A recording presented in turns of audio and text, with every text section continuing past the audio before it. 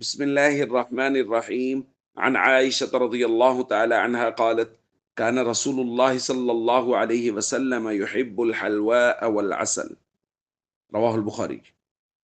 سیدہ عائشہ رضی اللہ تعالی عنہ بیان فرماتی ہیں، رسول اللہ صلی اللہ علیہ وسلم میٹھی چیز اور شہد کو پسند فرمایا کرتے تھے۔ دوستو، نبی کریم صلی اللہ علیہ وسلم کے پسندیدہ مشروبات کا بیان کیا جا رہا ہے۔ ان مشروبات میں سے ایک شہد یا شہد ملا ہوا پانی ہے۔ سیدہ عائشہ رضی اللہ تعالی عنہا ہی بیان فرماتی ہیں، کان احب الشراب الى رسول اللہ صلی اللہ علیہ وسلم الحلو البارد۔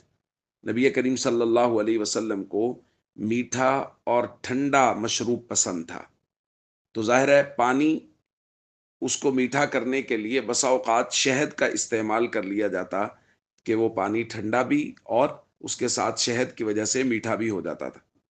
اسی طرح ایک روایت ہم پڑھ چکے ہیں، حضرت انس رضی اللہ تعالی عنہ نے اپنے شاگردوں کو ایک پیالہ دکھایا اور انہوں نے فرمایا کہ میں نے اس پیالے میں نبی کریم صلی اللہ علیہ وسلم کو ہر قسم کا مشروب پلایا ہے، اور ان مشروبات میں انہوں نے شہد کا ذکر فرمایا۔ تو ظاہرہ پیالے میں شہد پلانے کا مطلب یہی ہے کہ اس کے اندر شہد ملا ہوا پانی نبی کریم صلی اللہ علیہ وسلم کو پلایا گیا۔ تو نبی کریم صلی اللہ علیہ وسلم کے پسندیدہ مشروبات میں سے ایک شہد بھی ہے کہ حضور علیہ الصلوۃ والسلام شہد کو ایسے بھی استعمال کیا کرتے تھے اپنی اصلی حالت میں، اور اس کے ساتھ ساتھ حضور علیہ الصلوۃ والسلام شہد کو پانی ملا کر بھی استعمال کیا کرتے تھے۔